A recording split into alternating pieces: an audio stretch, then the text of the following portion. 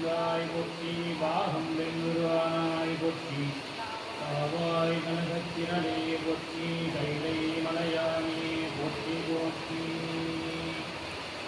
ஐசனே அன்பத்தடியே உடையப்பனி ஆவியோடு ஆக்கை குறை குறை கனிய புகுந்து வெண்குறிச்சி பொய்யருள் கணிந்த மெய்த்துடனே திரைபுராணமும் முதத்தின் கடனே திருப்பெருங்குறை உரை சிவனே உரை உணர்வு இறந்து நின்ற உணர்வதோர் உணர்வே யான் உன்னை உரைக்குமாறு உணர்த்தேன்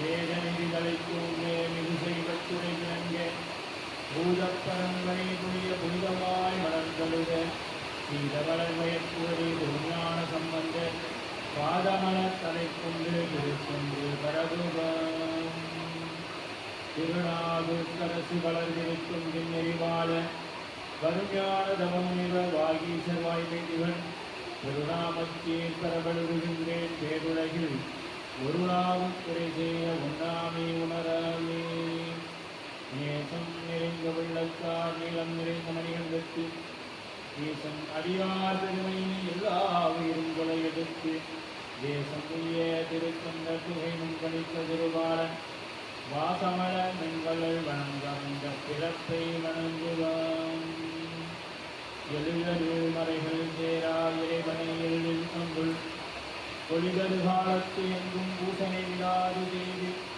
தொழுதகை தலைமீதேற துருந்தும் நீருள் மூழ்கி அழுது அடி அடைந்தன்பன் அடையவர் கருவை செய்வான் பரவு திருத்தங்கள் தொகை நிலைய வாக்கினால் சொல்லவல்ல அபிராமிங்கள் வாக்கியமையனாம் கரிவாள் செல்வதானதி வடகரே சிறுநாரை போது குலச்சேருக மன்னன் அறுபத்து மூல கதிரே மரமுதியன் அன்ன அத்தந்த தொகை வகை பல்கு வந்தாய் தன்னை மறைக்குல நன்றி பொற்பாதும் துணை துணை கைலாய பரம்பரை விஞ்ஞான போதனை காட்டும் என்னை பயில்வாமே மெய்வந்தால் சந்ததிக்கோ விஞ்ஞான பானுவாதி குருதாரி குருமசிவாய தேவன் குருநாத் கைலாய மரபுரைவன் திருமரபு தலைக்குமாதோ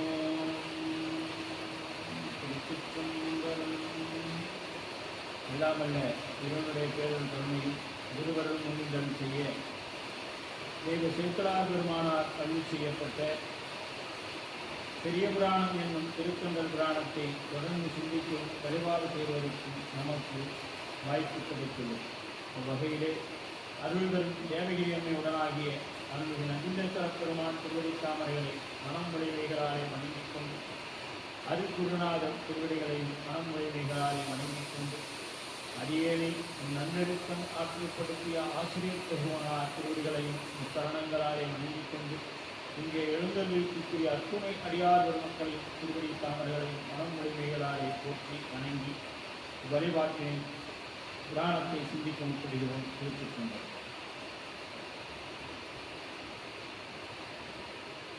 நாம் சென்ற வகுப்பிலே ஆனாய நாயனார் புராணத்தோடு சென்ற வகுப்பானது நிறைவு செய்யப்பட்டிருந்தது.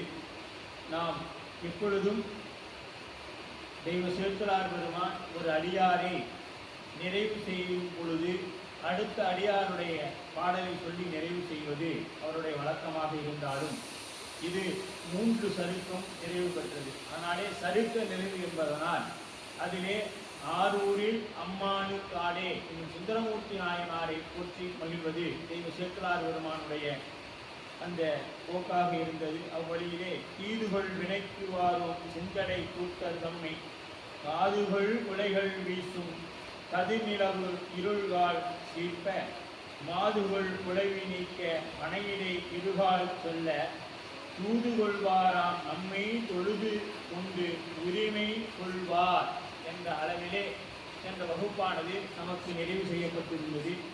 இந்த வகுப்பிலே இந்த பாடலிலே அடியேனுக்கு ஒரு சிறு சிந்தனை வந்தது. அதை உங்களிடத்தில் பகிர்ந்து கொள்ள வேண்டும். அந்த தொடர்ச்சி என்று சொல்லப்படக்கூடிய அளவிலே நாம் இப்பொழுது அவர் பேசி இருக்கக்கூடிய நாயனார் மூர்த்தி நாயனார் உம்மையார் உலகாண்ட சருக்கம் அந்த அளவிலே தீதுகள் வினைக்கு வாரும் செஞ்சடை கூட்டர் தம்மை. இந்த வினை எதனால வரும் அப்படின்னு பார்த்தீங்கன்னா, நாம பல பிறவிகளில் செய்த பிழைகள் நமக்கு வினையாக வந்து நிற்கும், ஆசைகள் நமக்கு வினையாக வந்து நிற்கும். அந்த பிழைகளும் ஆசைகளும் வினையாக வந்ததின் காரணமாக நமக்கு ஒரு பிறவி இறைவன் கொடுப்பான். அந்த வினையை ஊட்டுவதற்கு நமக்கு ஒருவன் தேவை. ஏன்னா மதுரையம்பதியை பேசுறோம்னா அந்த சமணர்களை பற்றி நாம பேசித்தான் ஆகணும்.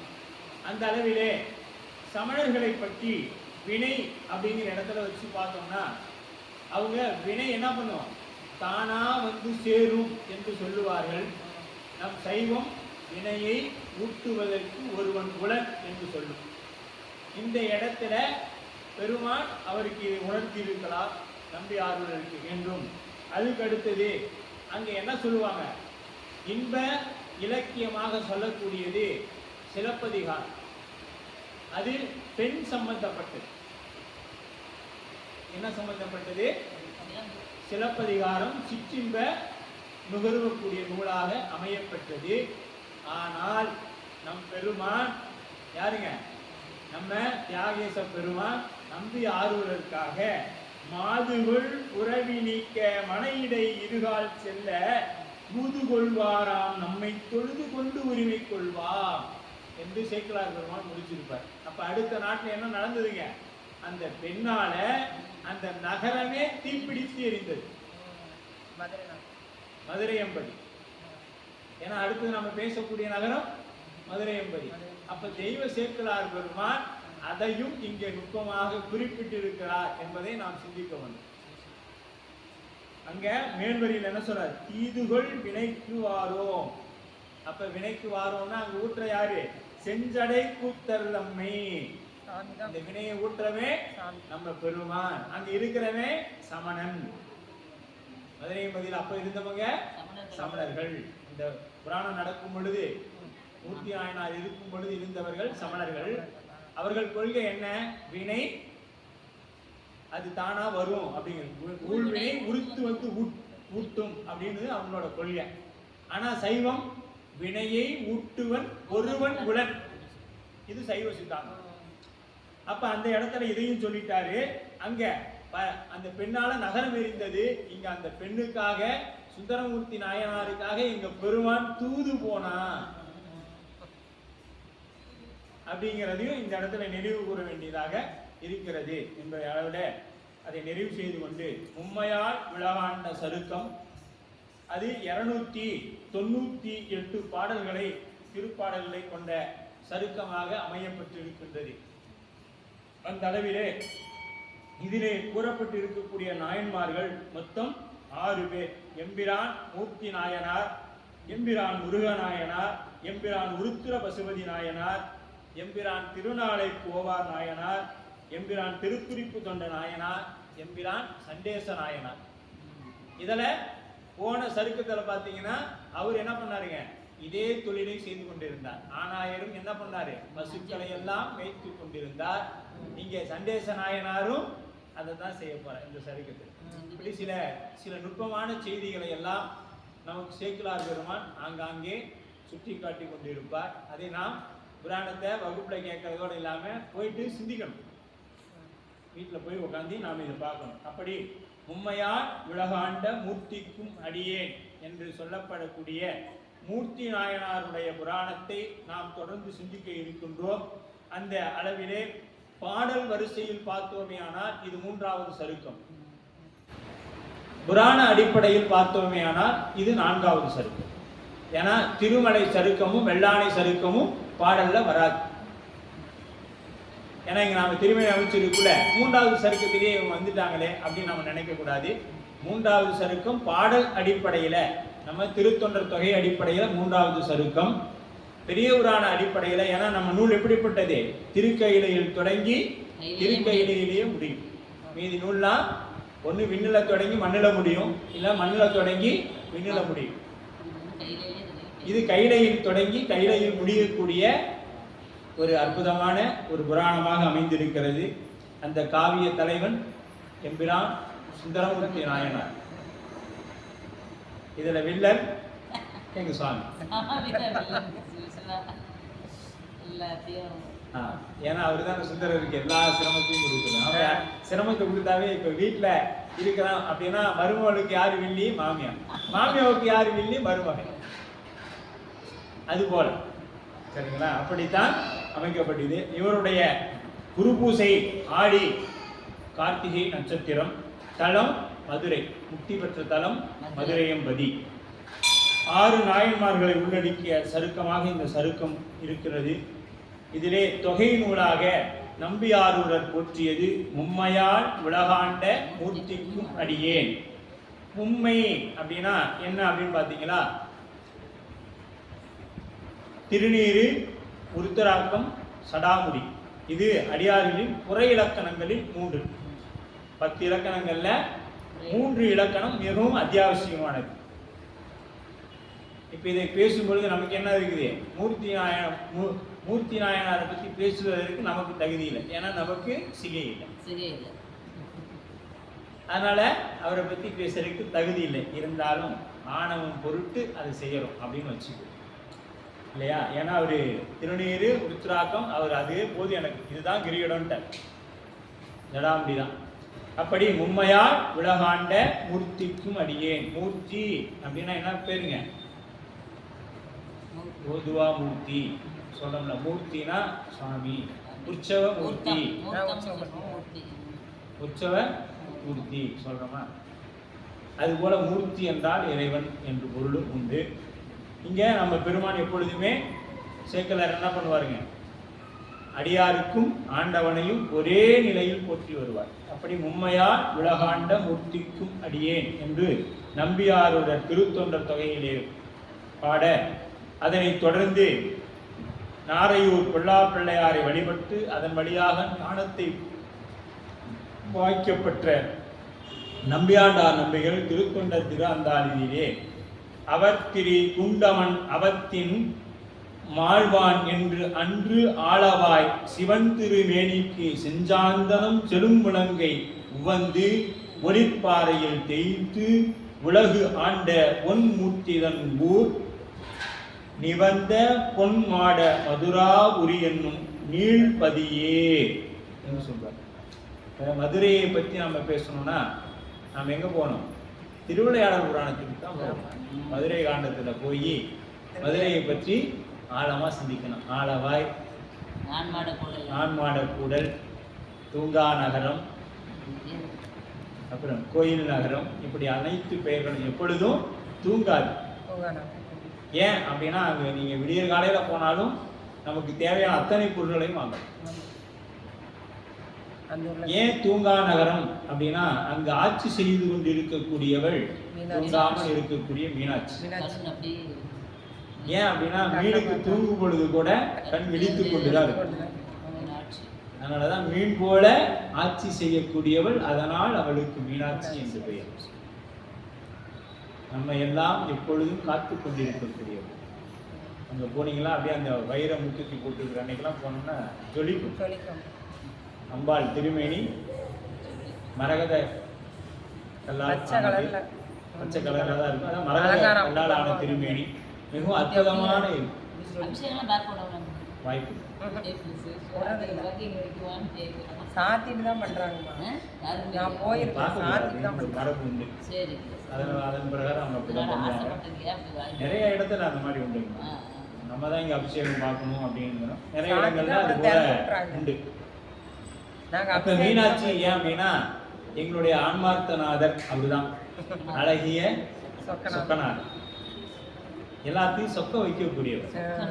அதனாலதான் மீனாட்சி சொக்கி போய் அப்படி நிக்கிறான். அழகு, அவருடைய அழகுல சொக்கி போய் நிக்கிறான். நீங்க எல்லா திருமணியும் பாருங்க. அண்ணாமலையார் பார்த்தா அது ஒரு கசிவு வரும். அண்ணாமலையார் பார்த்தீங்கன்னா திருமேனியை மாத்துறது எப்ப வேணாலும் பாருங்க. இந்த தீபம் ஏற்றும் பொழுது அண்ணாமலையார் அந்த திருமேனியை பாருங்க, நம்ம கண்ணில் தண்ணி வரலன்னா நம்ம அடியாடுங்க. அந்த தீபம் ஏற்றும் பொழுது அண்ணாமலையார் திருமேனி, அந்த உற்சவ திருமேனி, அந்த ஆடலையும் இந்த தீபத்தையும் பாத்தீங்கன்னா கட்டாயமா கண்ணில் தண்ணி வரணும். வந்தாதான் நம்ம அடியார். அதே மாதிரி சொக்கநாதர் அப்படியே அந்த திருமணத்தின் போது பாத்தீங்கன்னா அவ்வளவு அழகா சிரிச்சுட்டு உட்காந்து மீனாட்சி. கல்யாணம் இல்ல சாமி. அவரை பார்த்தா ஒரு ஆனந்தம் கிடைக்கும். சொத்தனார் அந்த மாதிரி இப்போ நாம் இது திருமேனிகளிலே மாற்றம், திருமேனியிலே நமக்கு ஏற்படக்கூடிய மாற்றம். அப்போ அந்த தளத்துக்கு போனால் என்ன நிகழும், அந்த மண்ணில் இருந்தோம்னா என்ன நிகழும், ஒவ்வொரு மண்ணுக்கும் ஒவ்வொரு தன்மை உண்டு. அது நாம் இப்போ வரக்கூடிய சித்தாந்த வகுப்பில் அது சிந்திக்க இருக்கும். மண்ணுக்கு ஒரு தன்மை உண்டு, நீருக்கு ஒரு தன்மை உண்டு. இப்போ பழனியில் செய்கிற பஞ்சாமரத்தை அந்த பொருள் எல்லாம் வாங்கி வந்து இங்கே செய்தாலுமே அந்த சுவை வராது. திருப்பதியில செய்யற லட்டை அந்த அதே பொருளையே கொண்டு வந்து இங்க செய்தாலும் இல்லையா? அதே மாதிரி மலைகள்ல இருக்கக்கூடிய தீர்த்தங்கள்ல போய் நீங்க தண்ணி எடுத்துட்டு வந்து அந்த தண்ணி இங்க குடிச்சு பாருங்க, அங்க குடிச்சதுக்கு இங்க குடிச்சதுக்கு வித்தியாசம். இங்க லேசா தோயிருக்கும் எல்லாம் கசக்கும், அங்க இருக்கும்பொழுது உங்களுக்கு நல்ல சுவையா சதுரகிரியில பாட்டிலா குடிச்சது தண்ணி என்ன டேஸ்ட். அது மாதிரி ஏன்னு கேட்டீங்களா, அது அந்தந்த இடத்திற்குரிய மகத்துவம். அதுபோல இந்த மதுரைக்கே உரியது எப்பொழுதுமே மீன் போல ஆட்சி செய்து கொண்டு இருக்கக்கூடியவர் மீனாட்சி. எந்த துன்பமும் அங்கே இருக்கக்கூடியவங்களுக்கு இல்லை. அந்த அளவில் அந்த மதுரை என்பதி அவர் அவம் திரி குண்டமன் அவத்தின் மால் வான் என்று. அப்ப அவன் அப்படின்னா யாரு? அவன் அப்படின்னா சமணர்கள். அவங்க எப்படிப்பட்டவங்க? கடவுள் உயிர் கொள்ளாமை என்று சொல்லிக்கொண்டே உயிரை கொண்டுட்டு இருக்கிறோம். அவங்க பல் தேய்க்க மாட்டாங்க, நல்ல ஆடைகள் உடுத்த மாட்டாங்க, குளிக்க மாட்டாங்க. ஏன்னா அது கிருமிகளை கொண்டுருமா. நம்ம பல் தேய்ச்சோம்னா வாயில இருக்கிற கிருமி செத்துடும். அவங்களோட கொள்கைக்கும் எடுத்துக்கொண்டதற்கும் அது சிந்திச்சோம்னா எதுக்குமே சம்பந்தமே இருக்காது. அப்ப தாவரம் ஒரு வகையான உயிர் தானே, அதை கொண்டு தானே சாப்பிட்றோம் நாம. அப்ப அது தப்பு தானே. அதே போல அவங்களுக்கு மந்திரம் என்பது ஒன்று கிடையாது, பெண்களுக்கு முக்தி கிடையாது. பெண்களுக்கு முக்தி கிடையாது. பெண்ணா பிறந்துட்டு அவ்வளவுதான் நீ. வேற எந்த நிறைய சமயங்கள் அதை அப்படிதான் பண்ணும். ஆனா நம் சைவ சமயம் ஒரு பெண்ணை கூட்டி வந்து என்ன பண்ணிருக்கோம், தாயின்னு சொல்லி எல்லாரும் நின்றுட்டு இருந்தாலும் அந்த அம்மாவை உட்கார வச்சிருப்பாங்க. சேக்கலார் இடத்துல சொல்லுவாங்க, நம் குல கொழுந்து பாண்டிமா தேவி மங்கையர்க்கு அரசி. இப்படி சைவம் பெண்களுக்கு அன்றே ஒரு இடம் கொடுத்து உட்கார வச்சிருக்கு. மற்ற எந்த சமயங்களும் அதை செய்யவில்லை. நம் சைவம் தான் அதை செய்திருக்கு. இதெல்லாம் நாம எப்பொழுதும் ஆணித்தனமா வச்சுக்கணும். சைவம் எந்த இடத்துலையும் பெண்களை நிராகரித்து எதையும் செய்யல. மனையறத்தின் ஆணிவே இருக்கிறார். சிறுவந்த நாயனார் புராணத்தில் சொல்லும் பொழுது மனையறத்தின் ஆணிவேர் பெண்களை சொல்றாங்க. அப்ப பெண் மாதர்களை எவ்விடத்திலும் நம் புராணங்களோ இதிகாசங்களோ திருமுறையிலோ எங்கேயுமே நிராகரித்து பேசப்பட்டிருக்கார். பெண்ணின் நல்லாளோடும் பெருந்தகை இருந்தது. ரெண்டு பேரும் இணைந்துதான் இருக்கிறோம். பெண்களுக்கும் ஆண்களுக்கு என்னவோ அது அன்றே கொடுத்தார். நம்ம சாமி சரிபாதி கொடுத்துட்டார். இன்னைக்கு அதுக்குதான் நம்ம கோர்ட்ல வழக்கு போட்டு போராடிட்டு இருக்கோம், சரிபாதி. ஆனா பெருமான் அன்னைக்கே கொடுத்துறார், எண்ணில் பாதி நீ வைத்துக்கோ அப்படின்னு. இதெல்லாம் தெரியாம தான் இவ்வளவு போயிட்டு இருக்கு. அப்ப அந்த அமணர்கள் அவத்தின் மாழ்வன் என்று அன்று ஆளவாய் சிவன் திருமேனிக்கு, இப்ப சிவபெருமானுடைய திருமேனிக்கு என்ன பண்றாங்க, தினைக்கும் சந்தனம் அரைத்து. இன்னைக்கும் அது போனீங்களா, நம்ம புராணம் பொய் இல்லைங்க. இன்னைக்கும் நீங்க திரு ஆலவாய் போனீங்களா, மூர்த்தி நாயனார் சந்தன அரைத்த கல் இன்றும் இருக்கிறது. நம்ம கை சுத்தமா, உடம்பு சுத்தமா இருந்ததுன்னா, மனசு சுத்தமா இருந்ததுன்னா அரைக்கலாம். அரைச்சி இப்படி அது சந்தனம் எப்படி அரைக்கணும், ஒரே மாதிரி அரைச்சிங்கன்னா சந்தனம் வராது.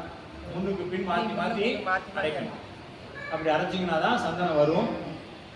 அந்த சந்தனத்தை தினைக்கும் பெருமான் திருமேனிக்கு காப்பு செய்யக்கூடிய பணி மூர்த்தி நாயனார் செய்து வந்தார். அவர் காப்பு உடனே நாம நினைச்சு கூடாது, அப்ப அவர் போய் சாத்தினாரா அப்படின்னா இல்லை, அரைச்சி கொடுப்பார். அங்கே இருக்கக்கூடிய சிவாச்சாரியார் அதுக்கு சாத்துவார். இப்படிதான் அதை செய்து கொண்டு வந்தாங்க. அப்படி செய்து கொண்டு வரக்கூடிய வேளையில அந்த சமணர்கள் என்ன பண்ணுவாங்க, அவங்க நம்ம அப்பர் சுவாமியை கேட்டாதான் சமணர்கள்லாம் என்ன பண்ணுவாங்கன்னு சொல்லுவார். அவ்வளோ கொடியவர்கள் சமணர்கள். என்ன, உயிர் கொள்ளாம அவங்களுடைய கொள்கை, அந்த கொள்கையிலிருந்து அவங்க விலகிதான் நிற்கிறாங்க. எவ்வளவு ஒரு உயிரை துன்பப்படுத்த முடியுமோ அதை வரைக்கும் போவாங்க. அப்பர் சாமி இதுவரையும் மண்ணில் புதைச்சு யானை காலை வச்சு மெதிக்கி வைப்பாங்க, கல்லில் கட்டி தூக்கி கடல்ல போட்டாங்க, அதுக்கு சுண்ணாம்பு சூரியல வச்சு ஒரு 5-6 நாள் வேவிச்சாங்க, அது அப்பயும் வேக மாட்டேங்குது, ஸ்ட்ராங்கான பாடி. அப்புறம் கடைசியில விஷமும் கொடுத்தாங்க, நஞ்சும் அமுதமாம் நாதன் அடியார்க்கேன்னு குடிச்சாரு. நாம இன்னைக்கு ஒரு அடியார் கொடுத்தா அதை வாங்கி சாப்பிட்றதுக்கு மறுக்கிறோம்.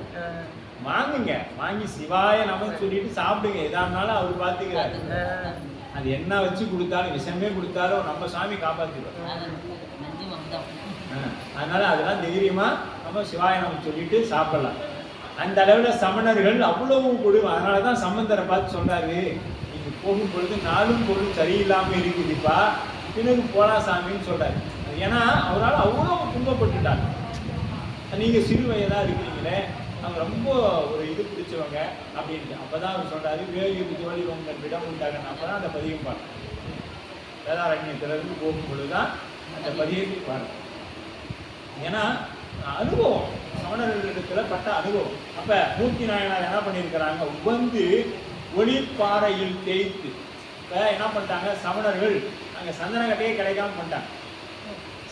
சந்தனம் இருந்தா தானே நீ அரைச்சி கொடுப்ப, சந்தன கட்டையே இல்லாம பண்ணிட்டா என்ன பண்ணுவேன் அப்படின்னு சொல்லிட்டு அங்க என்ன பண்ணிட்டாங்க சந்தன. இப்ப அரசன் என்ன சொல்றானோ அதை தான் மக்களும் கேட்பாங்க, சரிங்களா? அது போல அங்க இருக்கக்கூடிய யாரும் அவருக்கு சந்தன கட்டையை கொடுக்க வேண்டும். சரி, சந்தனம் கொடுக்கல, நான் சாயங்காலம் வரைக்கும் தேடி பார்த்தாரு, எங்கேயும் கிடைக்கல. அப்புறம் பார்த்தாரு, இருக்கவே இருக்குது நமக்கு கையை. என்ன பண்ணாரு, போட்டு கையவே அந்த கல்லுல தேய்ச்சாரு, கையவே கல்லுல தேய்ச்சாரு. புண்ணு தேய்க்கும் போது என்ன ஆகுது, கதை தேய்ச்சி இல்லாத இருக்கிற ரத்தம் அப்படியே தண்ணியாயிடுச்சு, எலும்பு கட்டையாயிடுச்சு. போட்டு தேய்ச்சாரு, தேய்ச்சி கொண்டு போய் சாமி சாத்தின்ட்டார். சாமிக்கு சாத்தி ஆயாச்சு, போய் தூங்குறார் வீட்டில். கனவுல சுவாமி போய் சொல்றார், அந்த காயத்தை எல்லாம் சரி பண்ணிட்டு நீ நாளை திருச்சூர போகிறாய் சரியா அப்படின்னு சொல்லிட்டாரு. இத ஆண்டான் பொன் மூர்த்தி முன்னூர் நிபந்த பொன்மாட மதுராபுரியும் நீள்பதியே. நீள்பதியில தொண்டை செய்து வந்தார்னு இவர் சொல்றாரு. யாரு, நம்பியாண்டார். அவர் பிறகு அரசனா வருது நம்ம தெய்வ சேக்கிழார் பெருமான் தான் விரித்து வரார். அந்த அளவிலே இந்த விரிநூலானது, எம்பிரான் மூர்த்தி நாயனாருடைய விரிநூலானது 49 திருமந்திரங்களை கொண்ட பாடலாக, இந்த மந்திரங்களை கொண்ட வரலாறாக விளங்குகிறது. அப்ப பாருங்க, முதல் பாடல் சீர்மண்ணு செல்வ குடிமல்கு சிறப்பின் ஓங்கும் கார் மண்ணு தென்னி கதிர் மாமணி மாட வைப்பு நார் மண்ணு சிந்தை பல நல்துறை மாந்தர் போற்றும் பார் மண்ணு தொன்மை புகழ் பூண்டது பாண்டி நாடு. இந்த பாண்டி நாடு எப்படி, சீர்மண்ணு செல்வம், அறம் பொருள் இன்பம் வீடு அத்தனையும் தரக்கூடியது அந்த மதுரையம்பதி. அதனால்தான் சீர் மண்ணு செல்வம். சீர்னா அறம்ங்க, நிலைத்திருக்கக்கூடியது. சீர்னா அறம், அறம் நிலைத்திருக்கக்கூடிய ஊர் எதுனா செல்வம், குடி அப்படின்னா பொருள் இருக்கக்கூடிய மல்கு. மல்குனா நிறைந்து இருக்கக்கூடிய, மல்குனா பாண்டுகள் வளாது மல்க அப்படின்னு சொல்ல முடியாது. அப்ப நிறையாக, அப்ப இங்க மல்க செல்வம் மல்கு சிறப்பின் ஓங்கும் அப்படிங்கிற சிறப்பிட நிறைந்திருக்கக்கூடிய சிறப்பு வீடு அப்படிங்கிறது. நிறைந்திருக்கக்கூடிய ஆளவாய் இந்த ஓங்கும் கார் மண்ணு சென்னி கதிர்மாமணி மாட வைப்பு அப்படிங்கிறது. கார்னா ஓங்கு கார் மண்ணு சென்னி, மேகங்கள் தங்கும் உச்சி, ஓங்கும் மாடம். அங்க இருக்கக்கூடிய அந்த கட்டிடங்களை எல்லாம் என்ன பண்ணுங்க, மேகம். அதனாலதான் நான் மாட கூடல் அப்படின்னு. அந்த மேகங்கள் எப்பொழுதும் அந்த மேகங்கள் அப்படியே தொட்டுக்கொண்டே போகும். எதை, அங்க இருக்கக்கூடிய கட்டிடங்கள் மாடங்கள்னா அந்த அடுக்கு மாடிகளை தொட்டி அப்படியே தொட்டுக்கொண்டே மேகங்கள் போகும். அந்த அளவில் அதான் கூடல் நகர் அப்படின்ட்டு. மேகங்கள் 4 பக்கம் அப்படியே கூடி நிற்கணும், அதனால அதுக்கு கூடல் நகர்னு பேரு. அப்படி வைப்பு அப்படிங்கிறார். வைப்பு அப்படின்னா மாடங்களின் நிறைவாகிய சேமநிதி போன்றவை. சேமநிதி அப்படின்னா நிறைய நிதிகள் சேமித்து வைக்கக்கூடிய எங்க வைக்கிறாங்க? மாடியில கொண்டு போய் அதெல்லாம் பத்திரமா வச்சிருப்பாங்க. நார் மண்ணு போற்றும் அப்படிங்கிறார். வந்து எது? நார் மண்ணு சிந்தை பல நல்துறை மாந்தர் போற்றும். திருக்குறள் எங்க அரங்கேற்றம் செய்யப்பட்டது? திருக்குறள் மதுரையம்பதியில். மதுரையம்பதியில். கந்த புராணம் காஞ்சிபுரம். காஞ்சிபுரம்.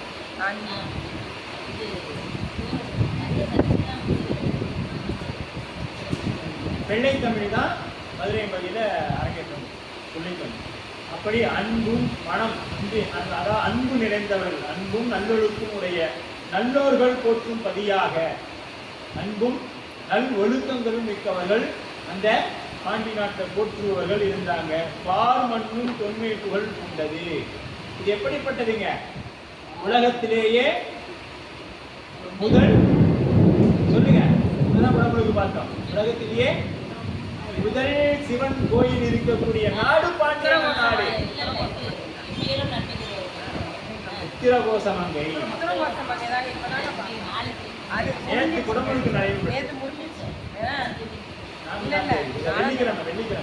வெள்ளிக்கிழமை குடமுழுக்கு நிறைவேற்றது. அந்த அளவில் பாருங்க. ஏன்னா மதுரையின் படி கார்மேகத்தை பேசின உடனே சாமியை ஊற்றிட்டு இந்த கார்மேகங்கள் எல்லாம் இங்க வந்து நின்றுட்டு போறேன். அதாவது மதுரை மிகவும் பழமையான நாடு. முதல் 2 சங்கம் இந்த இடம் என்னுடைய சங்கம் அது கடலில் மூழ்கி. 3வது தமிழ் சங்கம் வைத்தது தான் இப்ப இருக்கக்கூடிய மதுரையம்பதி. 3வது தமிழ் சங்கம் வைத்தது தான் இப்ப இருக்கக்கூடிய மதுரையம்பதி. அப்படி பார் மற்றும் பார்னா உலகம், உலகத்திலே நிலைத்திருக்கக்கூடியது. தொன்மை புகழ் கொண்டது பாண்டிய நாடு. உனக்கு ஒரு ஊர் இருக்க நாடு இருக்கா? பாண்டியன் நாடு அப்படிங்கிறார். அதுக்கு ஆதாரம்னா நம்ம மாணிக்கவாசகர் சொல்றார். எதுக்கா சிவபெருமானுக்கு நாடு? பாண்டியன் நாடு பழம்பதியாகும். உலகத்திலே பழம்பதி உத்தரகோசமங்கை என்று ஊர். பாண்டியன் நாடு பழைய நாடு, அதுதான் சிவபெருமானுடைய நாடு ஊரு. உத்தரகோசமங்கை என்னும் ஊராக கொண்டருளும். இப்ப நாடும் பழசு, ஊரும் பழசு. அதையும் விட பழசு எப்படி பழமையானது அப்படிங்கிறார். பல வகையான நல்லொழுக்கங்களை ஒன்றாக இருந்த மாந்தர்கள் இருக்கக்கூடிய மாந்தர்கள், நல்லொழுக்க மாந்தர்கள் இருக்கக்கூடிய பதியாக இருக்கிறது. பாண்டியன் நாடே பரம்பதியாகவும் பாண்டிய நாட்டை திருத்தொண்ட புராணத்தில் முதலாக தெய்வ சேக்கிழார் பெருமான் குறிப்பிடக்கூடிய இடம். பாண்டிய நாட்டை முதலாக பெரிய புராணத்திலே தெய்வ சேக்கிழார் பெருமான் குறிப்பிடக்கூடிய இடம் இந்த இடமாக போற்றப்படுகிறது. இதற்கு பிறகு எங்க சொல்லுவாரு? இந்திரசீ பெருமானத்தையும் இவரு குலச்சரியாரையும் மங்கையர் கடைசியும் தான் வழி சொல்ல முடியும். வேற எங்கேயும் அவர் பாண்டி நாடை சொல்ல. இது எல்லாமே சோழ நாட்டை மையப்படுத்தி தான் வரும். அப்ப பாண்டிய நாடை முதலாக சொல்கின்றார். அப்ப எவ்வளவு அந்த சொல்ல வேண்டும் நினைச்சு பாருங்க. சிறப்பு பெயர் பெற்றது பாண்டிய நாடு என்பது தமிழ்நாடு அப்படின்னு அப்பொழுது சிறப்பு பெயர் பெற்ற நாடாக விளங்குகிறது. இன்னைக்கு இந்த பேர் வைக்கல, தமிழ்நாடு என்பது இன்று வைக்கல, அது சேக்கிழார் காலத்திலேயே வைக்கப்பட்ட ஒரு பெயராக இருக்கிறது. அதனாலதான் நம்ம திரும்ப திரும்ப சொல்லிக்கொண்டே இருக்கிறோம். இப்ப நடக்கக்கூடிய எதுவும் புதுசு இல்லை, எல்லாமே எங்க பெருமான் செய்து கொடுத்ததுதான் அப்படின்னு நாம திரும்ப திரும்ப சொல்லிக்கொண்டே வரோம். ஏன்னா நமக்கு பெரிய புராணத்துல இல்லாத ஒன்று உலகத்துல வேற எங்கேயுமே இல்லை அப்படிங்கிறத தெரிஞ்சுக்கணும். அப்படி சீவக சிந்தாமணியை கற்று அது தமிழ் வளமும் பொருள் வளமும் போற்றிய காலத்தில் நற்றமிழ் நால்பொருளும் நீதிபதி திருத்தொண்டர் புராணம் அழுந்த. திருத்தொண்டர் புராணம் எப்போ வந்தது? சமணம் ஓங்கி இருந்த பொழுதுதான் வந்தது. சோழர்களும் அதெல்லாம் கடைபிடிச்சாங்க. சீவக சிந்தாமணியையும் சிலப்பதிகாரத்தையும் தான் அவங்க என்ன படித்தாங்க? காப்பிய நூலாக வச்சு சோழர்களும் படித்து கொண்டிருந்த காலத்துலதான் வந்தது நம்முடைய திருத்தொண்டர் புராணம் என்று பெரிய புராணம். அப்படிப்பட்ட நூலாக இந்த நூல் பிறந்துச்சு. தாயும் தலைவள்ளி மங்குள் நெடும் தரப்பான் ஐயா. செய்ய வாயும் படும் நீர் கரைமன் பொருந்தன் பொருத்தம் வாயும் கடலும் படும் நீர்மை பணித்த முத்தான் நீர்மை பணித்த முத்தா அப்படிங்கிறார். ஐயா தண்ணியெல்லாம் வரலையா?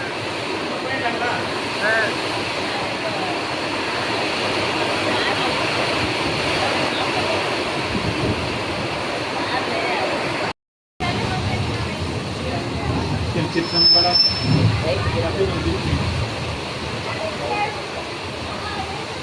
திருச்சிற்றம்பலம்.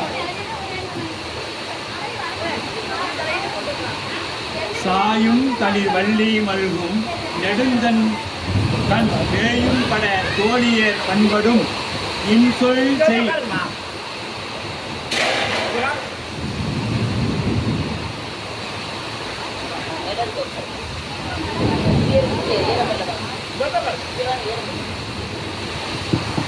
இன்சொல் செய் வேயும் படு சாயும் தளிர் வள்ளி மருங்குள் நெடுந்தடன் தடங்கண் வேயும் பட தோழியர் பண்படும் இன்சொல் செய்ய வாயும் படும் நீழ்கரை மண்ணு பொருள் தன் பொருத்தும் வாயும் கடலும் படும் நீர்மை பணித்த முத்தம் அப்படிங்கிறார். அந்த முத்தம் அப்படின்னு என்னன்னு பார்த்தீங்கன்னா நீரிடத்தில் கூடி உரையக்கூடியது முத்தம், முத்துக்கள். நீர்மை பணித்த முத்தம் அப்படின்னா வாயும் படும் முத்தம், கடலும் முத்தம் என்பது கடலும் வாயும் படக்கூடியது. நீர்மை அன்பின் தன்மை. வாய் படும் அப்படின்னா வாயிலிருந்து கிடைக்கக்கூடியது முத்தம். அது எதுப்படும்? அன்பின் வெளிப்பாட்டால அந்த முத்தம் கிடைக்கும். இன்னொன்று கடலும் படும் முத்தம் அப்படின்னா கடலிருந்து கிடைக்கக்கூடியது முத்து. அது எதோட வெளிப்பாடு? தூய்மையின் வெளிப்பாடு. அந்த அன்பு எதோட வெளிப்பாடு? முத்தம் கொடுப்பதனால் ஏற்படக்கூடிய வெளிப்பாடு. அப்போ இந்த இரண்டும் ரெண்டு முத்தங்களாக இருந்தது. மருங்குளையும் கண்ணையும் அப்படிங்கிறார். உடைய தோழியர் அப்படின்னா குலை அப்படின்னா என்னங்க? தோடு. அழகான அந்த தோடுகள் குவளையும் கொடி நீர்க்கும் அகன்று விசாலமாக கண்ணும் அப்படிங்கிறார். அந்த வேயும் படும் அப்படின்னா அந்த அம்மானோட அந்த இடுப்பு அழகு எப்படி இருக்கும்? வேயும் அப்படின்னா மூங்கில் போல அழகு. வேயிறு தோழி பங்கன், வேயிறு தோழி அம்மை அப்படின்னு சொல்லி இப்போ நாம் திருத்தலம் யாத்திரையில ரெண்டு தலத்தோட பெயரை நாம் சந்திக்க இருக்கின்றோம். அந்த அம்பாளுக்கு பெயர் வேயிறு தோழி அம்மை அப்படின்னு பேருங்க அம்பாளுக்கு. அப்படி ரெண்டு தோணியர் பண்படும் இன்சொல் செய்ய அப்படிங்கிறார். தோணியர் பண்படும் இன்சொல் செய்ய பண்ணின் நேர்மொழியாலை உமை பங்கரோ அப்படின்னு தெய்வ தேற்றார் பெருமான் இல்ல அப்பர் சாமி சொல்லுவோம். பண்ணின் நேர்மொழியாலை உமை பங்கரோ பண்ணினா இப்ப தெரியுதுங்களா? அப்ப பொய்மை செய்வாய் செம்மை அப்படிங்கிறார். செய்வாய் வாயும் படும் நீர்க்கரை மண்ணும் பொந்தன் பொருந்தும் பாயும் கடல் நீர்முத்தம். மேல என்ன? செய்ய வாயும் அப்படின்னா செம்மையான. செம்மையானனா தூய்மையான. செம்மையே அப்படின்னா தூய்மையான. உதடும் பவள நிறமும் நீர்க்கரை மண்ணும் பொருள் வெள்ளப்பெருக்கினால் இருபுறமும் கரைகளிலும் மண்ணை அறுத்து கொண்டு செல்லும் காற்றின் இயல்பு. நீர்க்கரை மண் பொரு அப்படின்னா இரண்டு பக்கமும் நீர் வெள்ளத்தினால இரண்டு கரைகளையும் அறுத்து கொண்டு செல்லக்கூடியது. தன் பொருந்தும் குளிர்ச்சி உடைய தாமிரபரணி ஆறு. இப்ப வைகை நதி அது தொடங்கி கடல்ல போய்லாம் கடக்கிறது இல்லை, இது எல்லாருக்கும் தெரியும். தாமிரபரணி மட்டும்தான் கடல்ல போய் கடக்கக்கூடியது. அந்த கடக்கக்கூடிய அந்த நதி எப்படி இருக்குன்னா அந்த நதியில முத்துக்கள் நிறைந்து இருக்கும்.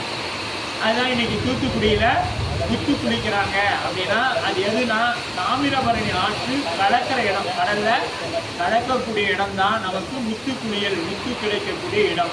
அப்ப அன்றே என்ன இருக்குது, பாண்டிய நாடு நல்ல வளமிக்க நாடாக இருந்திருக்கிறது பாண்டிய நாடு. அதனால தான் அது தமிழ்நாடு, தமிழர் நாடு என்று சொன்னாங்க. அப்பவே நாம் இன்னைக்கு தான் அதை கொண்டு வர்றதா நம்ம அரசியல்வாதியெல்லாம் பேசிக்கொண்டு இருக்கிறாங்க. ஆனால் நம்ம செய்த சேக்கிழார் பெருமான் 12ஆம் நூற்றாண்டிலேயே அதை போட்டி இருக்கின்றார். அப்ப பாயும் கரைகள் கொங்கை நகரின் பக்கத்தே முத்து குளிப்பது என்று செய்தியும் இன்னைக்கு நாம் பக்கத்திலேயே அங்கே பார்க்குறோம். எங்க முத்து குளிக்கிறாங்க? தூத்துக்குடியில முத்து குளிக்கிறாங்க. முத்து அங்கே நிறைய கிடைக்குது. அது எப்படின்னா பொதிகை மலையிலிருந்து வரக்கூடிய அந்த நீரினால் கிடைக்கக்கூடியது அந்த முத்து. சொன்னோம் இல்லையா, ஒரு தண்ணிக்கும் மண்ணுக்கும் ஒவ்வொரு தன்மை உண்டு. இதை நாம சித்தாந்தத்தில் படிக்க போறோம். மண்ணோட தன்மைனா என்ன, அது ஏன் அந்த மண்ணில் இப்போ இங்கே பனங்கிழங்கு வாங்கி சாப்பிட்றதுக்கும் நாம் ராம்நாத் டிஸ்ட்ரிக்டில் போய் நீங்கள் வாங்கி சாப்பிட்ற பனங்களுக்கும் நிறைய வித்தியாசம் இருக்குது. இங்கே குடிக்கிறது அந்த பனை தெலுவுக்கும் அங்கே போய் குடிக்கிற நீங்கள் அந்த தெலுவுக்கும் நிறைய வித்தியாசம். கருப்புட்டியும் அப்படிதான், இங்கே சாப்பிட்றதுக்கும் அங்கே சாப்பிட்றதுக்கும் வித்தியாசம். இப்போ அல்வா திருநெல்வேலியில் செய்கிறாங்க. அது எப்படின்னா தாமிரபரணியோட ஆற்றோட அந்த சுவைதானே ஒழிய அந்த செய்யறதுனால இல்லை. அதே அல்வா நீங்கள் இங்கே செஞ்சு பாருங்க, அதே பொருளை வாங்கிட்டு வந்து வராது. அப்போ அந்த தாமிரபரணியோட தண்ணி தான். அப்போ தண்ணிக்குன்னு ஒரு சுவை உண்டு. அந்த சுவை தான் அந்த பொருளுக்கு உண்டான சுவையை கூட்டி கொடுக்குது. அப்போ நீருக்கும் சுவை உண்டு, மண்ணுக்கு மனம் உண்டு. மண்ணுக்கு மனம் உண்டு. மனம் உண்டா இல்லையா? மழை பெஞ்சாலே அந்த மண்ணோட வாசம் எப்படி வந்து பாருங்க. மழை பெஞ்சாதான் தெரியும் மண் வாசம் எப்படி. இல்லைனாலும் மண் வாசனை தெரியும். ஒவ்வொன்றுக்கும் பாயும் கடல் நீர்மை பனித்த முத்து. இப்ப வாயிலிருந்து கிடைக்கக்கூடிய முத்து அன்பின் வெளிப்பாடாக வரக்கூடியது. குழந்தை இடத்துல நாம் அன்பு செலுத்தினோம்னா அதன் வழியாக நாம் என்னத்தை வெளிப்படுத்தி குழந்தையை தூக்கணும். அன்பா இருக்குன்னா என்ன பண்ணுவோம், ஒரு சிலர் பிடிச்சிங்கன்னா கிள்ளி வச்சுருவாங்க, ஒரு சிலர் என்ன பண்ணுவாங்க, எடுத்தோடனே அந்த குழந்தைய அணைச்சி ஒரு முத்தம் கொடுப்பாங்க. ஒரு சிலர் எடுத்தோடனே பிடிச்சி கிள்ளிடுவாங்க, அழகா இருக்குன்னு பிடிச்சி கிள்ளிடுவாங்க. ஒரு சிலர் முத்தம் கொடுப்பாங்க, அந்த குழந்தை கிள்ளறவங்கிட்ட போகாது. ஆனால் அது அன்பு வெளிப்பாடு தான். இப்போ தாய் நம்மை அடிப்பது கூட என்னத்தோட வெளிப்பாடு, அன்போட வெளிப்பாடு தான். ஆசிரியர் நம்மை தண்டிப்பது அன்பின் வெளிப்பாடு. இறைவன் நம்மை தண்டிப்பது அது மிகப்பெரிய அன்பின் வெளிப்பாடு. ஏன்னா யமனை உதைக்கணும்னு எனக்கு வருது, சும்மா தண்ணி தான் விட்டாரு, உதைக்கலாம் இல்லைங்க, அது உதைத்தாங்கிறது நாம சொல்லிக்கலாம். ஆனா யமனை சிவபெருமான் உதைக்கல, காலில் தண்ணி தான் விட்டார்.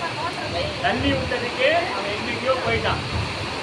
ஆனா உழைச்சிருந்தா என்ன இருப்பாரு, அதெல்லாம் பாதாள போய் காணாத போயிடுப்பாரு. மீண்டும் கொடுக்கணுங்கிறதுக்காக தண்ணி விட்டு சாமி அப்படியே கொண்டு வந்து கொடுத்துட்டாரு. அது மாதிரி அன்பின் வெளிப்பாடு தான், அதில் எந்த மாற்றமும் நமக்கு இல்லை. பொய் வைத்த வண்டின் செறிகுழல் முரன்ற சந்தின் மை வைத்த சோலை மலையும் தர வந்த மெய் வைத்த காலும் தரும் ஞானம் அளந்த மேன்மை தெய்வத் தமிழும் தரும் செவ்வி மனம் செய்யம். எப்படிப்பட்டதுங்க தெய்வ தமிழ். தமிழுக்கு பாருங்க, சும்மா தெய்வ தமிழ். தமிழ் தான் இன்னைக்கு தமிழனா பிறப்பதற்கு மாதவம் செய்திருக்கிறோம். நம்ம தமிழ்நாட்டில் வந்து ஒரு தமிழனா பிறக்கணும்னா என்ன பண்ணிருக்கணும், மாதவம் செய்திருக்கணும். நம்ம வெறுமனே தமிழ் செய்யணும், மாதவம் செய்யல தெந்திலை வாழ்ந்திர. இதை நாம சொல்றேன், சேக்கிழார் பெருமான் சொல்றேன். சும்மா சாதாரண தமிழ் செஞ்சவங்கன்னா தமிழகத்தில் வந்து பிறக்க முடியாது, மாதவம் செய்தனும். இடைவிடாம இறைவனை சிந்திச்சு இருந்தாதான் நாம தமிழகத்துல வந்து தமிழனா பிறக்க முடியும். ஆனா தமிழனா பிறந்த நாம தமிழனா பிறந்ததை எதுக்குன்னே மறந்துவிட்டோம், மறந்துட்டோம். அப்ப சூழும் பொய்மை வைத்த வண்டின் செறிகுழல் முயன்ற சந்தின் அப்படிங்கிற பொய்மை வைத்த வண்டின் கூட்டமாக வைக்கும் வண்டுகள் இயல்பு. இந்த வண்டி எப்படி பார்த்துக்கோ, அப்படியே கூட்டமாக இருக்கும். மனிதரை தவிர உலகத்தில் அத்தனை ஜீவராசிகளும் கூட்டமாக தான் இருக்கும். மனிதன் மட்டும்தான் தனித்து நிற்பான். ஏன்னு கேட்டீங்கன்னா அவனுக்கு ஆகாத ஒண்ணு அவன்கிட்ட இருக்கு, 6ஆம் அறிவு. ஆறாம் பகுத்து.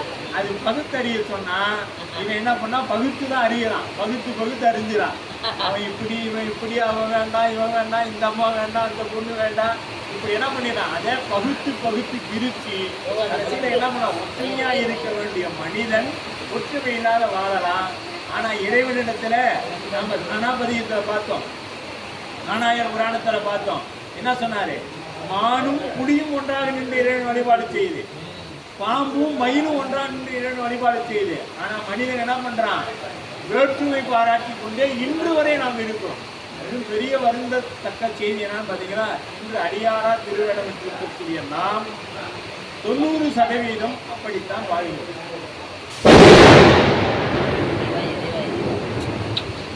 அவரே ஆமான்னு சொல்லிட்டார். 90% அப்படித்தான் வாழ்ந்து கொண்டிருக்கிறோம்.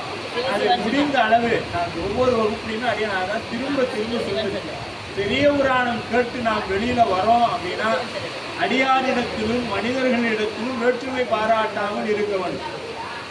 முதல்ல தமிழ்நாட்டத்தை எல்லாருமே தவம் பண்ணவங்க தான். நாம இப்போ புராணத்தில் சொல்லுதா, புராணத்தில் என்ன சொல்லுது, தமிழ்நாட்டு அத்தனை பேரும் தவம் மாதவம் பண்ணவங்க தான். இவங்க கூட எடுத்துக்கிட்டீங்கன்னா அங்கே பிறந்தாங்க, ஆனால் அவங்க எங்கே வாழணும், தமிழகத்தில் வாழணும் சாமி விதிக்கப்பட்டிருக்கிறார் இறைவனோட. ஏன்னா சிவபெருமானே போற்றி புகழக்கூடிய இடம் தமிழகம். அதனால அவங்க எங்க வந்து வாழ்றாங்க, தமிழ்நாட்டில் வந்து வாழ்றாங்க. அவங்க சோமவாரத்தில் நம்ம ஈரோடு மாதிரி போகிற அந்த தலங்களுக்கு போனோம்னா நம்ம வடநாட்டில் இருக்கிறோமா தமிழகத்தில் இருக்கிறோமான்னு நமக்கு தெரியாது. அத்தனை பேரும் அவங்க வந்து இருப்பாங்க. நம்ம மாதிரி சும்மா கை வீசிட்டு வர மாட்டாங்க, கையில் கட்டாயம் தேங்காய் பழம் இருக்கும். ஈரோடு அவங்க இங்கே வந்தாலும் அப்படிதான் வருவாங்க. நம்ம ஆலயத்துக்கே அப்படிதான் வருவாங்க, நம்ம ஆலயத்துக்கே வருவாங்க. நீங்கள் ஈரோடு கபாலீஸ்வரர் உச்சிகாலம் போய் பாருங்க, அத்துணை பேரும் அவங்க தான் இருப்பாங்க, வடநாட்டுக்காரங்க தான் இருப்பாங்க. திங்கக்கிழமையில அத்தனை பேரும் கட்டாயமாக ஒவ்வொரு தேங்காய் பழம் செட்டு கையில் வச்சுருப்பாங்க, பூ வில்வத்தோட. இன்றைக்கி நம்ம ஆலயத்துக்கு வரவங்க அவங்க அப்படி தான் வருவாங்க. ஆனால் நாம் என்ன பண்ணுவோம், அங்கேருந்து வருவோம், ₹1 இந்த கோயிலுக்கும் செய்ய மாட்டோம், சாமிக்கும் செய்ய மாட்டோம். வந்த உடனே நீங்கள் ரொம்ப வளர்த்திட்டு நிற்போம். அப்படித்தான் நம்மளோட நிலை இருக்குது. ஏன்னா நம்மை பற்றி நாம் அறியாத காரணத்தால். அதனால்தான் ஒரு திரைப்படத்தில் கூட ஒரு கவிஞர் எழுதியிருந்தார், உன்னை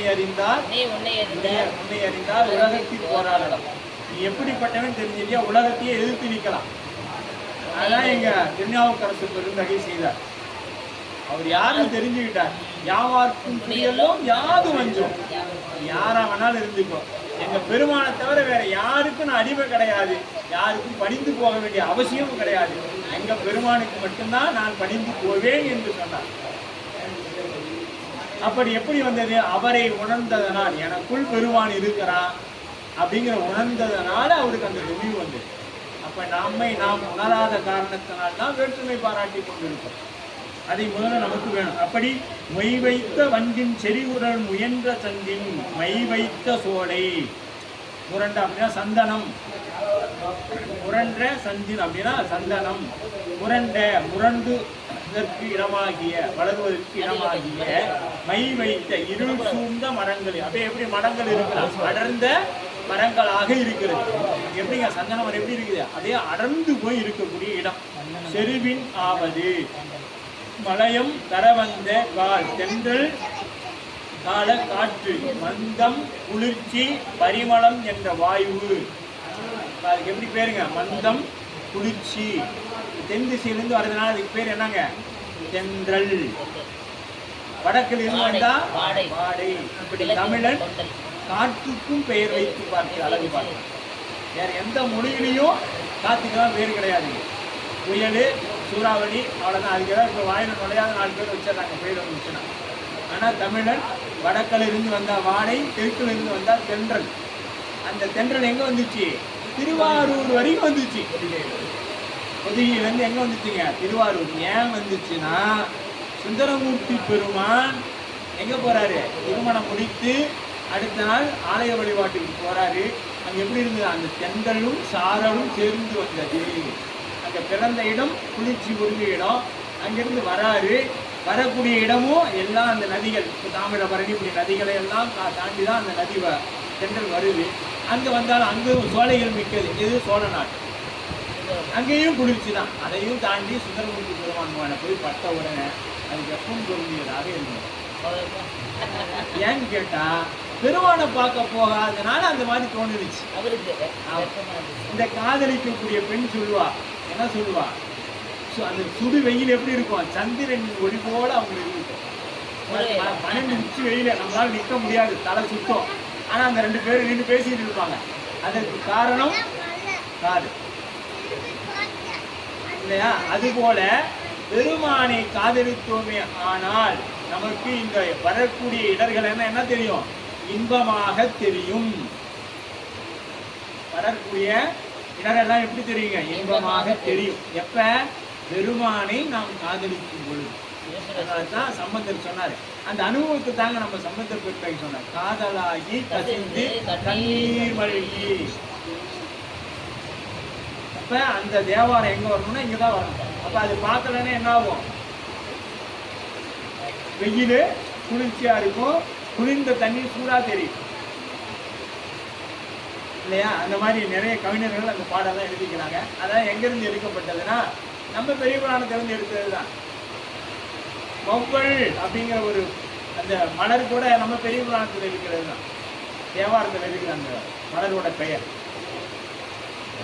எல்லா கவிஞர்களும் நம்ம புராணங்களையும் படித்து தான் நம்ம பாட்டு எழுதுறாங்க. யாரும் அங்கே தனியாலாம் சிந்திச்சு எழுதுற, இதிலிருந்து எடுத்துட்டு போய் அவங்க எழுதுறாங்க, அவ்வளோதான்.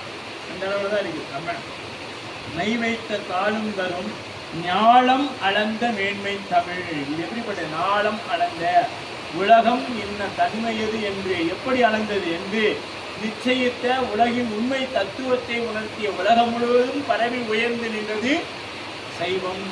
இன்னைக்கு உலகத்துல எங்க தோண்டணும்னாலும் என்ன கிடைக்குங்க, சிவலிங்கம் தான் கிடைக்கும். அமெரிக்கால தோண்டினாலும் சரி, லண்டன்ல தோண்டினாலும் சரி, ஆஸ்திரேலியாவில் தோண்டினாலும் சரி, எங்க நிலத்துக்கடியே நீங்க ஒரு 20-30 அடி தோண்டிங்களா அங்க கிடைக்கக்கூடிய ஒன்று சிவம் மட்டும்தான். வேற எந்த வழிபாடும் உலகத்துல இல்லை. சிவபெருமான் வழிபாட்டை தவிர உலகத்தில் வேற எந்த வழிபாடுமே இல்லை. இது எல்லாமே இந்த கிபி 4ஆம் நூற்றாண்டுக்கு பிறகு வந்ததுதான் அத்துணை வழிபாடுகள். அதற்கு முன்பு சமணமும் புத்தமும் தான் இருந்தது. சமணம் கிமுல இருந்து இருக்கு.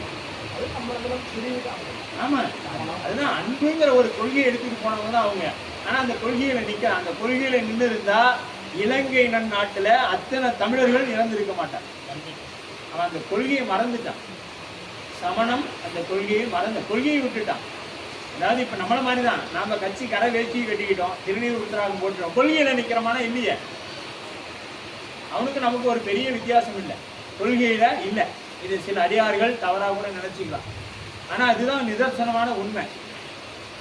கடைவேஷ்டியை கட்டி இருக்கிறோம் நாம இப்ப, ஆனா கொள்கையில நிக்காம இருக்கணும்.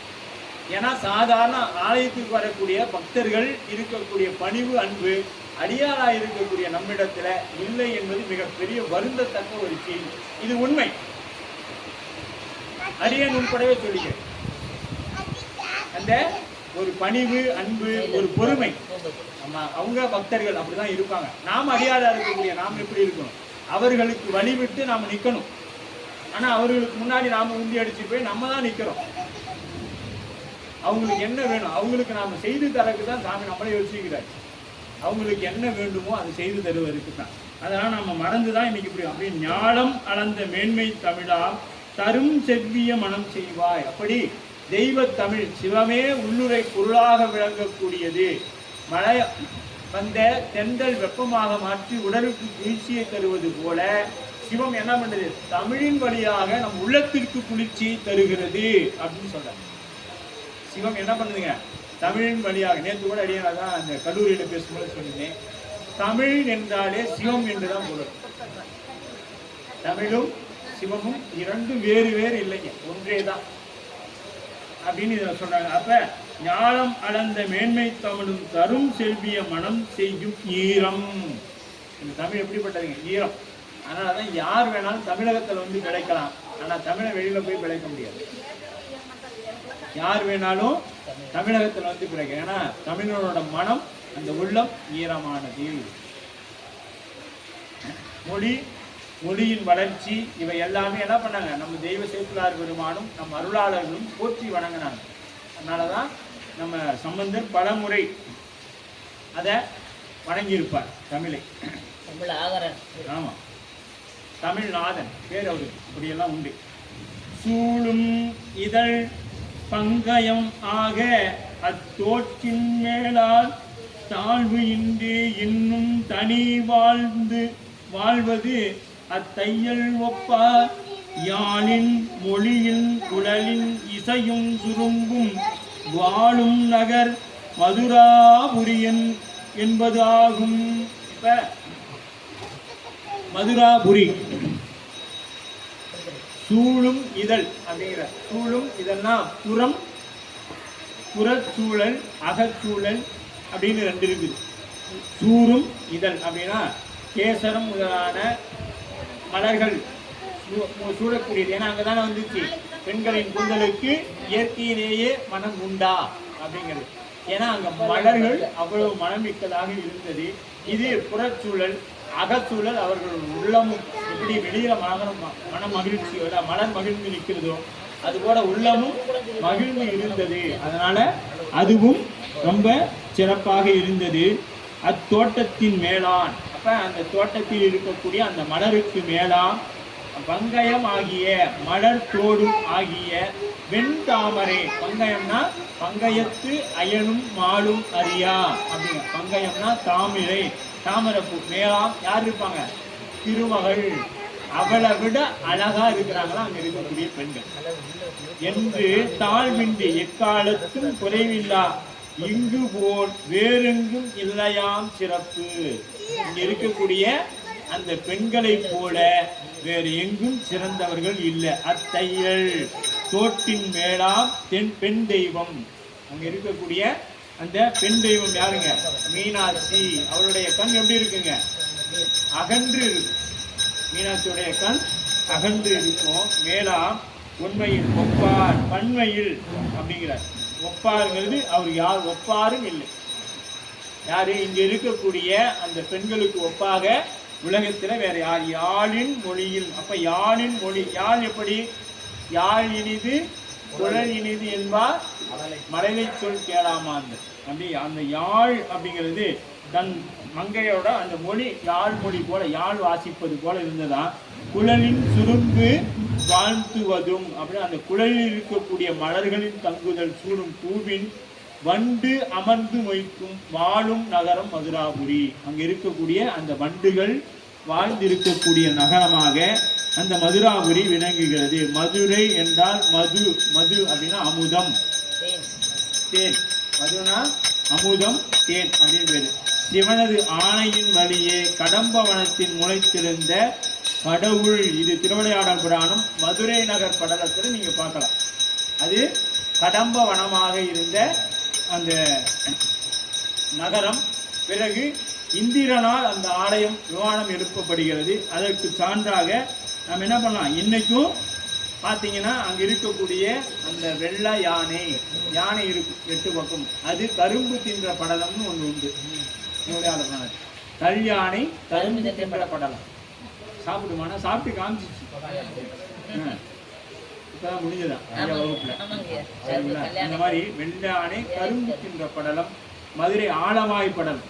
ஒரு சுவாமி என்ன பண்ணாரு, அந்த பிறைக்கு பக்கத்தில் இருக்கக்கூடிய எங்க ஜடாமுடியில பிறைக்கு அருகாமையில் இருக்கக்கூடிய அந்த பாம்பை எடுத்துதான் சாமி விட்டார். எதுக்கு விட்டார்? அந்த நகரம் இயற்கை சீற்றத்தால அழிஞ்சிருச்சு.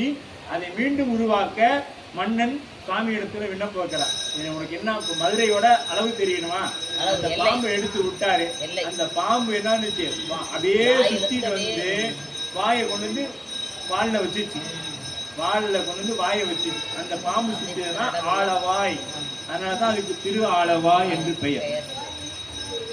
திரு ஆலவாய் என்பதற்கு பெயர் காரணம் பாம்பு அதை சுற்றி வளைத்து அந்த நகரத்தின் எல்லையை காட்டியது. அதனால் 5வது பாடல். சால்பு ஆய உம்மை தமிழ் தங்கிய அங்கன் மூதூர் நூல் பாய் இடத்துலா நோண்டலை மேதி பாய பால் பாய முளை துய் மாது பங்கயம் பாய எங்கும் சேள் பாய தடத்தும் முள செய்யுள் மிக்கு ஏறும் சங்கம். சங்கம் அப்படின்னா சங்கமம், கூட்டம், இதெல்லாம் பொருள். குருலிங்க சங்கம வழிபாடு. சங்கமம் அப்படின்னா கூட்டமாக. அப்ப சங்கமம்னா என்னங்க? அடியார்கள். சங்கம வழிபாடுன்னு ஏன் சொன்னாங்க? அடியார்கள் கூடி அடியார்கள் எப்பொழுதும் கூட்டம் கூட்டமாக இருந்து பெருமானை போற்றி மகிழ்வார்கள். அதனால் அதற்கு சங்கம வழிபாடுன்னு பேரு. இன்னைக்கு 4 நாள் திருக்கூட்டத்தில் இருந்து 5வது நாள் அந்த திருக்கூட்டம் 4 திருக்கூட்டமாக நிற்கிறது. 4 பேர் சேர்ந்து ஒரு திருக்கூட்டம் ஆரம்பிச்சோம்னா 5ஆம் நாள் அந்த திருக்கூட்டம் 4 திருக்கூட்டமாக பெயர்ந்து நிற்கிறது. நம்ம பவானி ஐயா சொன்ன மாதிரி தான்.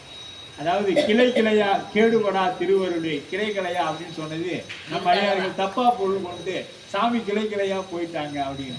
அது இன்னொரு நம்ம அன்பர்கள் இப்பொழுது சொல்லிட்டாங்க. வழக்கு மொழியாகிய ஊரு 2 பட்டா கூத்தாடிக்கு கொண்டாட்டம் அப்படிங்கிற மாதிரி நம்ம சாமியும் ஒரு கூத்தாடி. அதனால நம்ம எல்லாத்தையும் பிரிச்சு வச்சு அவர் கூத்தாடிட்டு இருக்காரு அப்படிங்கிறது ஒரு விளையாட்டாக சொல்லி கொண்டிருக்கிறாங்க. பெருமான் எப்பொழுதுமே நாம் எல்லாம் ஒற்றுமையாக இருக்க வேண்டும் என்றுதான் விரும்புவான். நாம் பெருமானை உண்மையிலேயே நேசித்தோமே ஆனால் அன்பரிடத்துல வேற்றுமை பாராட்டாது அவரை நம்ம என்ன சொன்னாலும் சரி, எவ்வளவு தீர்மையாக பேசினாலும் அது நாம் செய்த வினை என்று எடுத்துக்கொண்டு அவருடைய திருவடியை சிறமேல் கொண்டு நாம என்ன பண்ணணும்? பெருமானை சிந்திக்க வேண்டும். இதுதான் நாம் செய்யக்கூடிய பணி. எப்படியாவது நம்ம இந்த பெரிய புராணம் ஏறக்குறைய இன்னொரு 8 ஆண்டு பக்கமா போகும்னு நினைக்கிறோம்.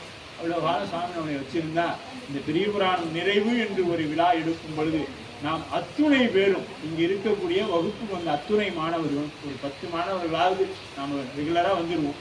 அந்த மாணவர்கள் அத்துணை பேரும் வேற்றுமை பாராட்டாது இந்த புராணத்தில் சொல்லிய பிரகாரம் நாங்கள் தெய்வ சேக்கிழார் பெருமான் அருளிய பெரிய புராணத்தை கேட்டோம்.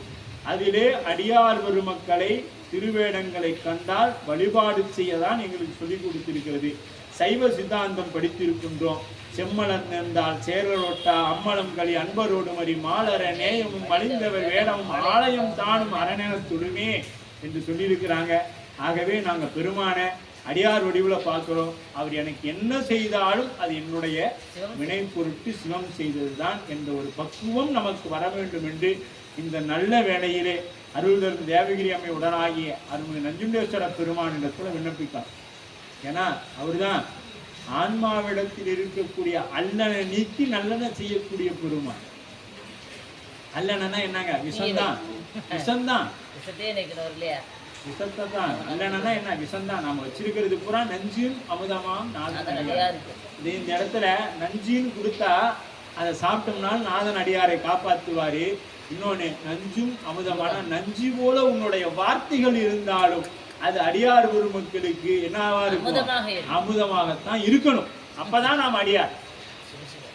நஞ்சு போல ஒருவன் நம்மை பேசினாலும் நம்முடைய எப்படி இருக்கும் நமக்கு? அது நாதனுடைய பெரும் கருணை. இப்படிதாங்க சிந்திக்கணும். நாம திருமுறைகளை எல்லாம் சிந்திக்கும் பொழுது இப்படிதான் சிந்திக்கணும். நஞ்சும் அமுதமா.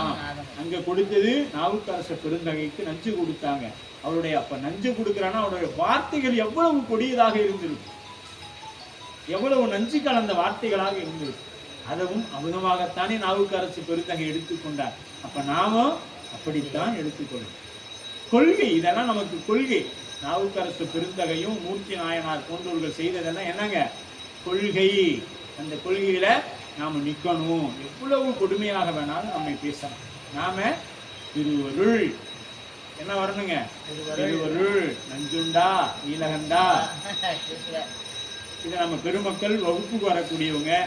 நம்ம தேர் திருவிழாவின் பொழுது எப்படி அங்க ஆரூரிலே ஆரூரா தியாகேசா என்று இன்று ஒழித்து கொண்டிருக்குதோ அதுபோல நாம் தேரை இழுக்கும் பொழுது ஊன்னு கத்தாம நஞ்சுண்டா நீலகண்டா. நல்ல ஒரு வாய்ப்பு, யாருக்குமே கிடைக்காத திருமுறை மந்திரம் நமக்கு கிடைத்திருக்கிறது. ஆரூரா தியாகேசா போல நஞ்சுண்டா நீலகண்டா என்கின்ற இந்த மகா மந்திரம் நமக்கு கிடைச்சிருக்கு. இது நாமளா கொடுத்துட்டோன்னு யாரும் நினைக்க வேண்டாம். இது திருமுறையின் சொல், திருமுறையிலிருந்து வந்த மந்திரம். இதை நாம தேர் திருவிழா போது யாரும் என்னமோ சொல்லட்டும். நாம அடியாரா இருக்கக்கூடிய நாம அங்க ஒழிக்கக்கூடியது என்னவா இருக்கணும்? நஞ்சுண்டா நீலகண்டா அப்படின்னு சொல்லுங்க. 10 பேர் சொல்லலாம். அடுத்த வருஷம் 20 பேர் சொல்லுவாங்க. அதுக்கு அடுத்த வருஷம் அது எல்லாரும் சொல்லுவாங்க. எல்லாருடைய நாவிலிருந்து அதே பிறப்பு. நீலகண்டம் நீலகண்டம் நீலகண்டம் சொல்லி பாருங்க, நம்மளுடைய வினையெல்லாம் நீங்கி போகும். கோடி முறை சொன்ன மாதிரி, கோடி முறை சொன்ன மாதிரி நீங்கி போகும் என்பது இது உண்மை, சத்தியம். இதுல எந்த மாற்றமும் இல்லை. நாமெல்லாம் நதிநேசத்தை வந்து என்னங்க கெட்டு போயிடும். நினைச்சு பாருங்க, அவருடைய நாமத்தை எவ்வளவு வேணாலும் சொல்லலாம். அப்படி சால்பு ஆய மும்மை தமிழ் தாங்கிய அங்கன் மூதூர் நூல்பாய இடத்துல தொன்மை மலை மேதி பாய பால்பாய முளை தோய மாதுபங்கற் பாய எங்கும் செயல்பாய தடத்துள்ள செய்யுள்மிக்கு ஒரு ஏறு சங்கம் சங்கம் வளைத்து. அங்க அந்த சங்கத்துல யார் தலைவரா இருந்தாங்க? சிவபெருமானே முதல் தலைவராக இருந்தார். அதற்கு அடுத்தது முருகப்பெருமான் தலைமை பொறுப்பேற்று நடத்தினார். அதன் பிறகு அம்மையாரும் தலைமை பொறுப்பேற்று நடத்தினார். இப்படி தமிழை சங்கம் வைத்து வளர்த்தியவர்கள், அதுக்கு தலைமை ஏற்றுக்கொண்டவர் நம் பெருமான். அப்ப எவ்வளவு முக்கியமானது என்பதை நீங்க சிந்திக்கணும். சால்புனா அறநூல்கள் விதிக்கப்பட்டவாறு பழமையான நெறியில் வாழ்ந்தவர்கள். சால்புனா அறநூல்ல எப்படி விதிக்கப்பட்டிருக்குதோ அதுபோல இவர்கள் வாழ்ந்தார்கள். அப்ப அந்த சால்பு ஆய மும்மை தமிழ் அப்படின்னா இசைத்தமிழ், இயல் தமிழ், நாடகத்தமிழ் என்று 3 தமிழும் தங்கிய அங்கன் மூதூர். அங்கன்னா சிவபெருமான் இருக்கக்கூடிய பழம்பதி. மூதூர்னா பழம்பதி. முத்தமிழ், இயல், இசை, நாடகம் அவை அறிவுடையோரின் கொள்ளப்பட்டது. தங்குதல், நிலை பெறுதல். நூல்பாய மூதூர். அப்ப இந்த நூல்கள் அரங்கேற்றம் செய்வது இதெல்லாம் எங்க நடந்துச்சு? மதுரையம்பதியில தான் நடந்துச்சு. ஏன்னா உலக பொதுமறை என்று சொல்லப்படக்கூடிய தெய்வ புலவர் வள்ளுவர் இயற்றிய நூல் எங்க அரங்கேற்றம் பண்ணியது? பொற்றாமரை குளத்திலே. அந்த பொற்றாமரை வந்து தாங்கி எடுத்து வெளியே கொடுத்தது. அந்த அளவுக்கு மிகவும் பழமையான தங்குதல். தமிழ் மொழி வல்லோரையும் உணர்த்திய தமிழ் மூதூர் பழமை சங்கம் நூற்கள் பிற சரித்திரங்களும் விளங்கும் முளைத்தானே எல்லாருக்கும் முன்னே தோன்றி என்பது போல அங்கே தமிழே பெருமான் வளர்த்தி கொடுத்தார். அப்படிங்கிறது எப்படி வளர்த்தினார்? சேயுமிக்க செய்யுள் நூல்களை ஆராய்ந்து அதில் பிழையும் திருத்தி கொடுத்தாராம் பெருமான். செய்யுள் நூல்களை ஆராய்ந்து பிழையும் திருத்தி கொடுத்திருக்கின்றார் அப்படிங்கிறார். அதற்கு உதாரணம் குங்குதே வாழ்க்கை. அந்த பாடல் நமக்கு ஆதார். கண்டது மொழியோ அப்படிங்கிறது.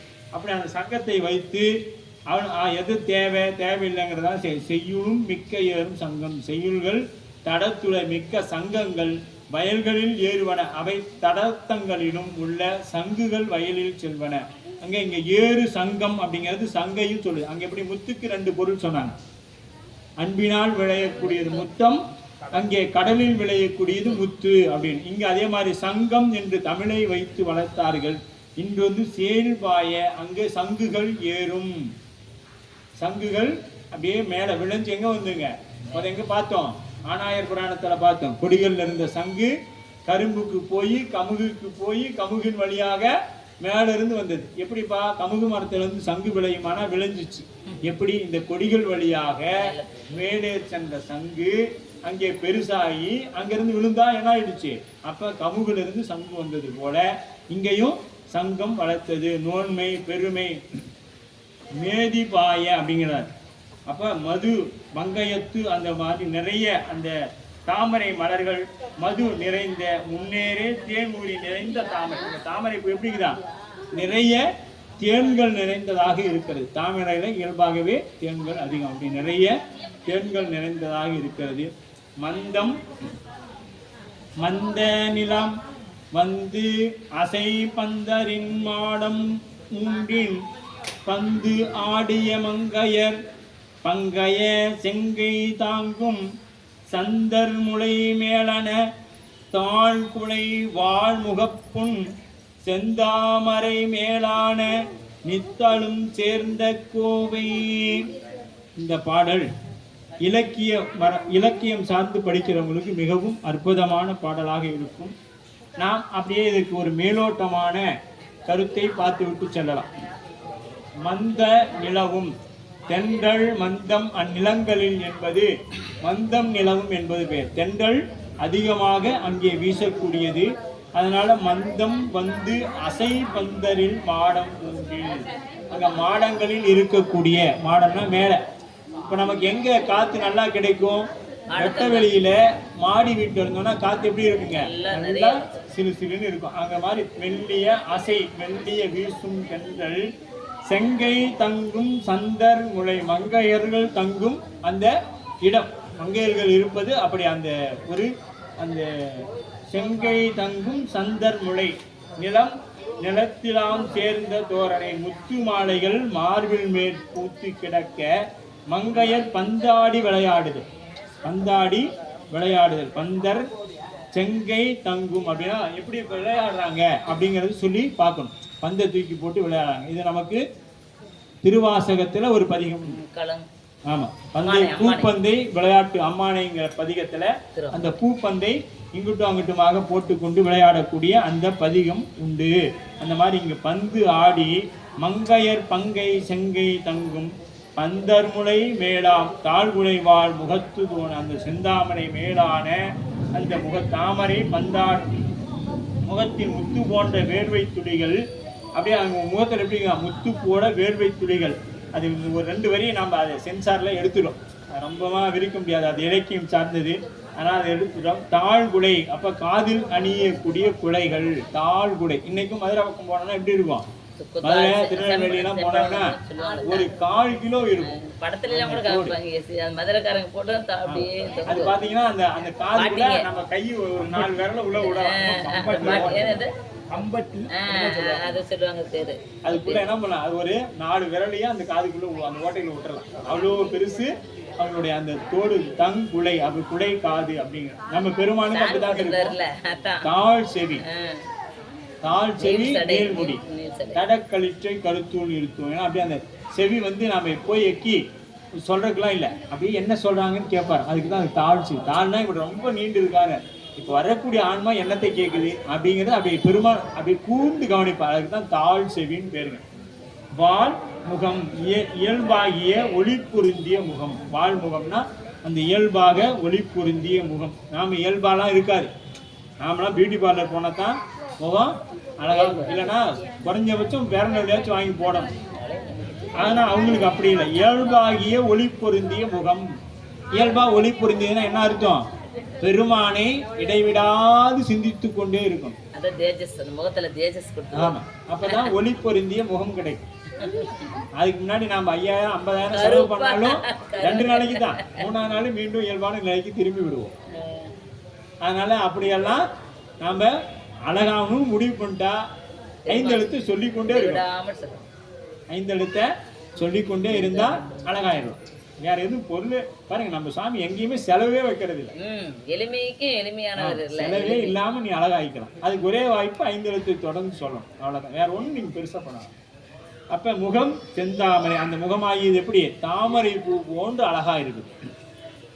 பந்தாடிய மங்கையர்கள், பெண்கள் ஏற்ற பாடல்களை பாடி பந்தாடி கொண்டு விளையாடி நீண்ட பழங்கால தமிழர்களின் வழக்கங்களில் ஒன்று.